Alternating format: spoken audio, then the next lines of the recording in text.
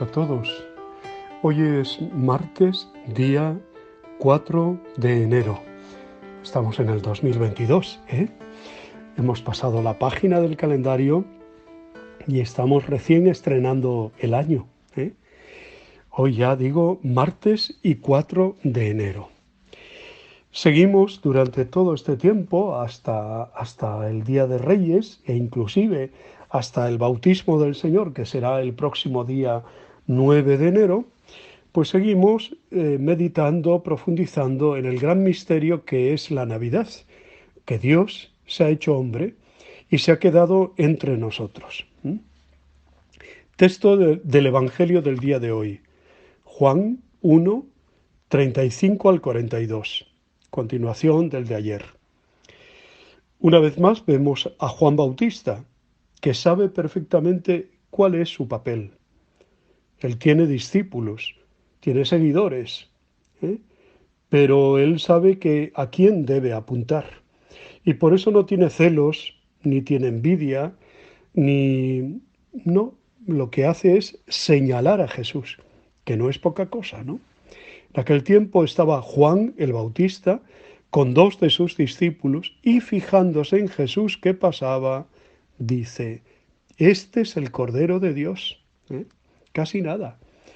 Cordero de Dios era decir, este es el Mesías, porque el Cordero que va al sacrificio, enmudecido, que va humilde, que va sencillo, ese es el Mesías, ¿no?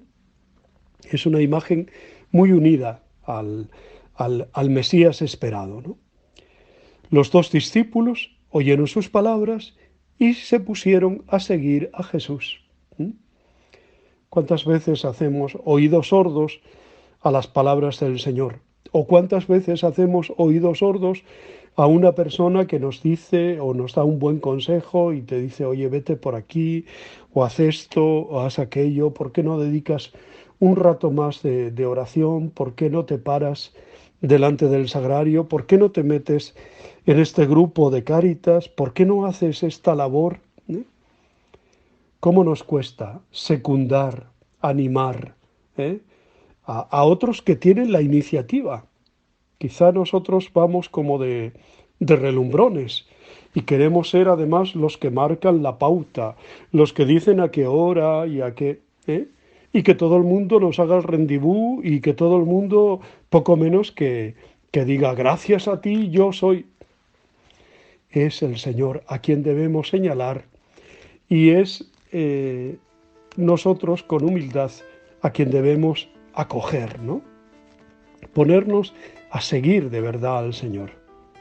Jesús se volvió y al ver que lo seguía les pregunta, ¿qué buscáis? Y ellos, en lugar de decir, bueno, pues te buscamos a ti, ¿no? ¿Dónde vives? ¿Dónde vives? Y Jesús acoge el reto, acoge ese reto y les lanza a la experiencia, ¿no? Venid y lo veréis. No quiero hablar de teorías, no quiero hablar de palabras, no quiero hablar de monserga o sermones, Quiero hablar con la experiencia, con la coherencia de vida, Y entonces fueron, vieron dónde vivía y se quedaron con él aquel día. Importantes los verbos. Fueron, hay que ir, hay que moverse. Vieron dónde vivía. Estamos contemplando al Verbo hecho carne. Le vemos en un pesebre, le vemos en una cuna, le vemos dónde vive. Le vemos en tantas personas a nuestro alrededor, los más pobres, los más necesitados. Y se quedaron con él aquel día. Tanto se le grabó a Juan, el que escribe el Evangelio, que era uno de ellos, que recuerda hasta la hora, ¿no? Hacia las 4 de la tarde, era como la hora décima. Y luego viene el testimonio.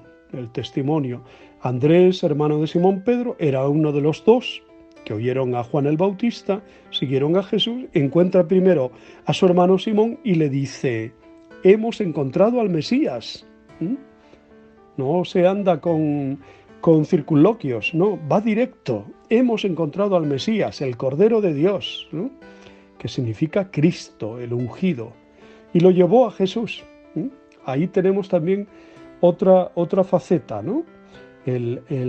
Una vez que has descubrido el tesoro, no te lo quedes para ti solo o sola. Hay que comunicarlo y hay que prender ese fuego en los demás. Ese es el testimonio. Y llevar a Jesús, llevarlo. No es que lo cojas de la mano y lo arrastres, no es que le pegues un anzuelo, pescador de hombres, ahí en el mentón de la barbilla, ¿no? No, es que le lleves con palabras, con testimonio, con actitud, suavemente, con cariño, con amor. Jesús se le quedó mirando y le dijo: tú eres Simón, el hijo de Juan, tú te llamarás Cefas, o sea, piedra, que se traduce por Pedro. El Bautista entonces vuelve a dar un testimonio sobre Jesús. Esta vez el testimonio tiene como consecuencia que dos de sus discípulos, Andrés y otro, Andrés y Juan, lo dejen para seguir a Jesús. Andrés también da testimonio sobre Jesús a su hermano Simón. Al encontrarse Jesús con Simón, le cambia el nombre, lo que significa que le da una misión. Y es que quien se ha encontrado con Cristo ya no puede volver a casa por el mismo camino. Ya vuelve transformado, ya vuelve cambiado, ¿no? Para Juan, el anuncio del Evangelio es una sucesión de testimonios. ¿Por qué calla el evangelista el nombre del otro discípulo? Probablemente porque piensa que el otro discípulo pueda ser cada uno de nosotros.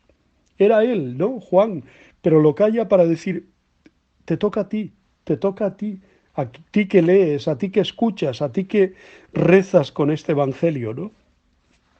Nadie que se haya encontrado con Cristo puede callar la experiencia que supone ese encuentro y ha de dar testimonio a otros para que se encuentren directamente con Jesús, sin necesidad de su intervención, aunque Él ya está siendo intermediario, ¿no? Y cuando estos otros se encuentren con Jesús, reciben de Él una misión que les cambia la vida y que a su vez tienen que contagiar a otros. La fe es un contagio, debe llevarnos a contagiar a los demás. Ven a la Eucaristía, ven a la iglesia, ven a participar, ven, no te quedes al margen. Tú también tienes que hacer la experiencia. Ven y lo verás.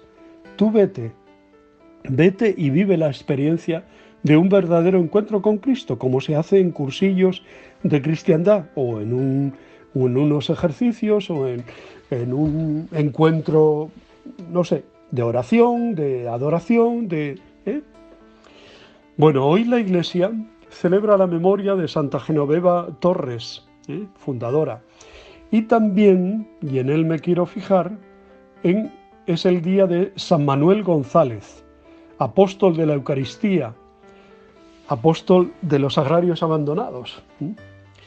Fue arcipreste de Huelva, obispo de Málaga y posteriormente también de Palencia, sevillano de cuerpo entero. Nació en 1877 en el seno de una familia humilde y profundamente religiosa. Su padre, Martín González Lara, era carpintero, mientras que su madre, Antonia, como la mía, que también se llamaba Antonia, se ocupaba del hogar. Se ordenó sacerdote en 1901. Murió en Madrid el 4 de enero de 1940.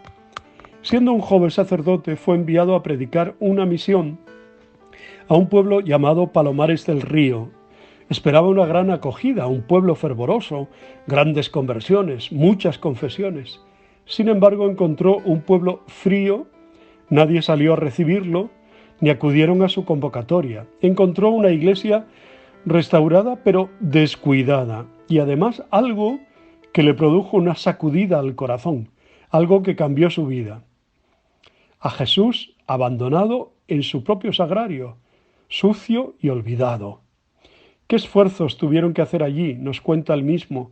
Mi fe y mi valor para no volver a tomar el burro que aún estaba amarrado a los aldabones de la puerta de la iglesia y salir corriendo para mi casa. Pero no huí. Allí me quedé un largo rato y allí encontré mi plan de misión y alientos para llevarlo a cabo. Pero sobre todo encontré allí de rodillas, ante aquel montón de harapos y suciedades, a través de aquella puertecilla apolillada, a un Jesús tan callado, tan paciente, tan desairado, tan bueno, que me miraba, ¿sí? Me parecía que después de recorrer con su vista aquel desierto de almas, posaba su mirada entre triste y suplicante, que me decía mucho y me pedía más, que me hacía llorar y guardar al mismo tiempo las lágrimas para no afligirlo más, una mirada en la que se reflejaba unas ganas infinitas de querer y una angustia infinita también por no encontrar quien quisieras ser querido. Sí, sí, aquellas tristezas estaban allí, en aquel sagrario, oprimiendo, estrujando al corazón dulce de Jesús y haciendo salir por sus ojos su jugo amargo, lágrimas benditas de aquellos ojos. ¿Verdad que la mirada de Jesucristo en esos sagrarios es una mirada que se clava en el alma y no se olvida nunca? Nada, yo no os pido ahora dinero para los niños pobres, ni auxilio para los enfermos, ni trabajo para los cesantes, ni consuelo para los afligidos. Yo os pido una limosna de cariño para Jesucristo sacramentado, un poco de calor para esos agrarios tan abandonados. Yo os pido, por el amor de María Inmaculada, madre de ese hijo tan despreciado, y por el amor de ese corazón tan mal correspondido, que hagáis compañía a esos agrarios abandonados. Nunca olvidó esa mirada y consagró su vida entera a acompañar y hacer acompañar al gran abandonado, a Jesús en el sagrario. Abandonado y pobre, le he llamado, nos sigue diciendo, que no se alarme vuestra piedad. Abandonado porque hay lugares donde no se abre el sagrario, ni se comulga. Abandonado porque está solo desde la mañana a la noche y desde la noche a la mañana. Así completamente solo está Jesucristo en muchísimos sagrarios. Y por consiguiente pobre, no ya de pobreza material, sino de calor de corazones amantes, de lágrimas, de ruegos, de suspiros de arrepentimiento, de ayes de necesitados, de gratitud de reconocidos, en muchos sagrarios no hay ni rodillas dobladas, ni cabezas inclinadas, ni ojos que miran, ni bocas que piden, ni corazones que se ofrecen, nada. Ya no os pido ahora dinero para los niños pobres, ni auxilio para los enfermos, ni trabajo para los cesantes, ni consuelo para los afligidos. Yo os pido una limosna de cariño para Jesús sacramentado, un poco de calor para esos agrarios tan abandonados. Yo os pido por el amor de María Inmaculada, madre de ese hijo tan despreciado, y por el amor de ese corazón tan mal correspondido, que hagáis compañía a esos agrarios abandonados. Este es el corazón de San Manuel González, el apóstol de la Eucaristía, el obispo del sagrario abandonado. Su amor a la Eucaristía le llevó a desplegar una intensísima labor apostólica y social con niños, con los obreros y pescadores, con las mujeres y los ancianos. Fue catequista insigne, fecundo escritor, editor de la revista El Granito de Arena, fundador, siempre con el objetivo de hacer acompañar a Jesús en el sagrario y de que todo el mundo conociera y experimentara ese amor de Jesús que se da. Tuvo un gran sueño pastoral, el seminario de Málaga, sus seminaristas y sacerdotes, porque sin sacerdotes no hay Eucaristía. ¿Cómo me desgarra el alma de pena?, nos cuenta, al mirar tantas porciones de diócesis con sus templos vacíos y sus aras rotas y sus techumbres abiertas y sus altares colgados de telarañas y sus capillas de sagrarios cubiertas de jaramago y habitadas por los pájaros o los reptiles, por no tener sacerdote. Pobres pueblos sin curas, pobres sociedades sin la luz y la sal del sacerdote. Quería y cuidaba mucho a los sacerdotes, a los que, después de ordenarles, les recomendaba señalando al sagrario: tratádmelo bien, como diría San Juan de Ávila, ¿no? trátalo bien, que es hijo de buena madre. Pido ser enterrado junto a un sagrario para que mis huesos, después de muerto, como mi lengua y mi pluma en vida, estén siempre diciendo a los que pasen, ahí está Jesús, ahí está, no le dejes abandonado. Que quisiéramos a Jesús en el sagrario, ese fue el objetivo de toda su vida y a eso nos sigue enseñando. Pues don Manuel está enterrado debajo del sagrario de la Catedral de Palencia, con una lápida blanca y sencilla que recoge el epitafio que él mismo escribió. Fue canonizado por el Papa Francisco el 16 de octubre del 2016. Pues damos gracias a Dios por su vida, su testimonio.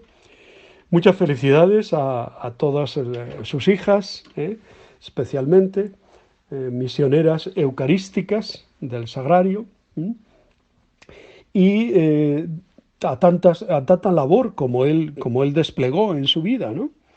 Que nosotros sepamos cuidar mucho del Sagrario, cuidar mucho de ese tesoro que es Cristo vivo en medio de nosotros. Os deseo muy buen día, os abrazo y os bendigo en el nombre del Padre, del Hijo y del Espíritu Santo. Os quiero.